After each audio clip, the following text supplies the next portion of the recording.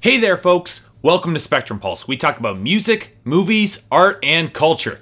And today we're going to be talking about the new remix album from Linkin Park, titled Recharged. Okay, I gotta be honest, I have no goddamn clue why I'm reviewing this album. I mean, a remix album comprised almost entirely of songs from a record I thought barely scraped the ceiling of mediocre by a band that has completely run out of ideas. Really, I can't think of a better, greater waste of time other than review the new Christmas album coming out by Kelly Clarkson. Okay. First, a little bit of context. Last year when my reviews were previously primarily confined to my blog, I reviewed Linkin Park's Living Things for some reason, and suffice it to say, I didn't like it. And well, upon re-examination, I don't really think that review is particularly well written. I stand by my opinions regarding Linkin Park and the album as a whole. The album was poorly written, it lacked instrumental heft and weight, it was an unwelcome return to the concepts of their earlier work that haven't exactly aged well, and was a distinctive step down from the high-minded ambitions of A Thousand Suns, which might not have entirely worked all the way through, that at least they tried. And worst of all, it was boring as tar. Yeah, Powerless was a good song, but outside of that, a year later, I can barely remember the album, and that is never a good sign. I mean, I remember fragments of Burn It Down, and I remember thinking that it was mediocre at best, a far cry from the grit and energy that occasionally made some of the band's earlier material worth a listen, but not really much beyond that, honestly. So maybe I shouldn't have been surprised that the album was getting the remix treatment, almost doubling the original album in length courtesy of guest DJs and rap verses. And as much as I'd like to be snide and point out that it apparently requires more hands in the mix to make Linkin Park vaguely sellable, I wasn't exactly set out to condemn this album. I actually was hoping that it might be kind of good. After all, the remixes could add some layer of unique personality to pierce through the interminable boredom I had with the original record. And, you know, who knows? Maybe Pusha T would be able to deliver a better rap verse than he did on K's debut a couple days ago. So, with that in mind, how does Recharged by Linkin Park turn out? Well, it's a bit of a tough question, mostly because even by the standards of Linkin Park projects, Recharged as an album feels pretty ephemeral and pointless.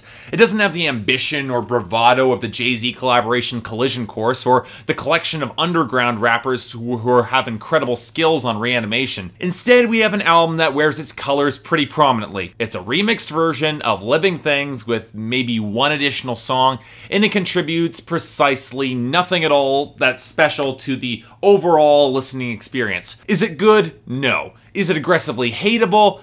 Well, a few tracks definitely are, but overall, this album just really doesn't do a lot to get on my nerves. It's not aggressively offensive, don't get me wrong, but it's the sort of record that just gives me a steadily throbbing headache as I just struggle to go through track after track. Now, since I've already established that I was no big fan of Living Things, let me first dispense with the discussion of lyrics, themes, and the rest of the concepts that Linkin Park threw out when they decided to make this kind of remix album. Honestly, anybody who's hunting for deeper themes and deeper overall symbolism in this sort of remix album, they're shooting at a ghost here. The lyrics overall here contribute nothing other than sullen anger to the proceedings, and none of it is particularly memorable or all that likable. And since, like most remix albums, the vocal track is given the least amount of attention, the lyrics are chopped into vaguely tolerable pieces that arguably mean even less than they did on the previous album, moving from aggressively grating in some cases to just kind of there. I guess if I'm going to mention the occasional rap segment,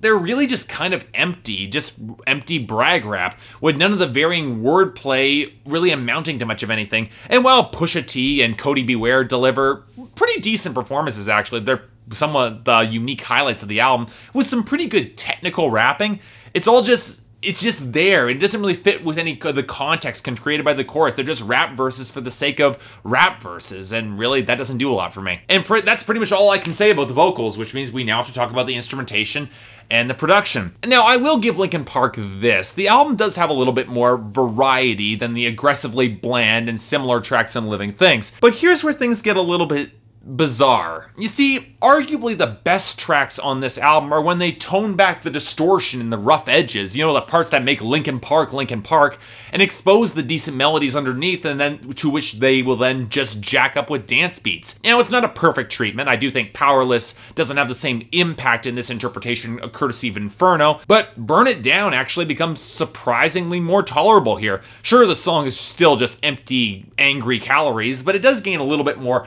presence and impact with Tom Swoon's remix. But the problem here is that in this case, these songs only peripherally sound like Linkin Park. They sound a lot closer, really, to the more modern mainstream EDM that gets popular than anything else. They stripped away Linkin Park's distinctive traits in order to make something that's vaguely workable. And correct me if I'm wrong, but wouldn't you want your remix album to actually augment your personality instead of take it away? The closest they get to that sort of augmentation is the oddball remix of Until It Breaks, but from Money Mark Headphones, which really sounds like a fusion of the solemnity of Heads Held High with this particular song and an overload of just quirky elements. And while it's interesting to be sure, it's only one song, and not all the pieces fit together as well as they should. And sure, yeah, I'll admit that I like the unique percussion that Rick Rubin brought to his remix of A Light That Never Comes.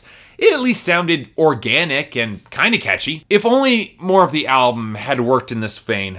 But no, Linkin Park have decided for some reason to only intensify the staticky, fuzz-saturated feel of the album to drown out most traces of a good tune. And as with Living Things before it, it doesn't so much add personality, it's just gray, homogeneous vapor and padding. And that's not even touching on the dubstep elements. Yeah, if you thought like I did that Living Things had a suspicious lack of dubstep, the drops and the electronic wobbles, Recharge steps up to the plate and completely delivers. And while I've grown marginally more tolerant of dubstep over the past few months, mostly courtesy of excellent efforts from Muse and James Blake, the variety that Linkin Park decided they wanted to bring into their mix is along the lines of Skrillex early last year.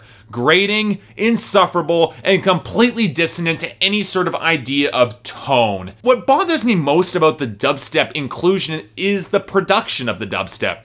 The sound is all surface at the top of the mix, with no real depth or presence other than just screeching howls in your ear. It's sloppily layered, and it renders the songs that I already didn't like on Living Things absolutely unbearable, with the nadir being Lies, Greed, Misery, which is already a song I didn't like. But in the end, I'm returning to my opening statement. I have no goddamn clue why I even bothered to review this album. Hardcore fans are already gonna get this record, and if you haven't jumped onto the Linkin Park bandwagon over 10 years into their career, and after large chunks of their earlier discography became a punchline, which it did, this album is not gonna be one that's gonna hook you. I know that Linkin Park has a reputation for making one arguably good remix album with Reanimation, but this album doesn't even come close to that record's ambition and occasional real chops. I will say that this album isn't as bland or as boring as Living Things was, but is it actually better than its predecessor? Well, not really. Sure, there are a few songs that are made stronger by the remix, but the highs aren't quite as good,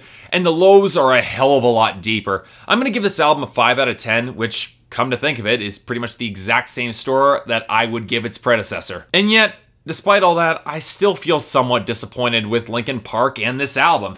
Linkin Park, they showed that they were capable of more with 1,000 Suns, that they were capable of trying bigger and better ideas, and at least in terms of lyrics and theme. Sure, they didn't always work all the way, and they were kind of derivative in the end, but at least they tried. This album, it just feels like more recycling, and unless you're interested in listening to Linkin Park tread water, I cannot recommend this album. Skip it. So yeah, thanks a lot for watching. If you'd like to like and subscribe, I would be more than grateful for it. If there's anything else I might be able to do to improve my presentation here, or if there's any other albums you'd like me to cover, I'd be more than happy to take a look. Until then, see you next time.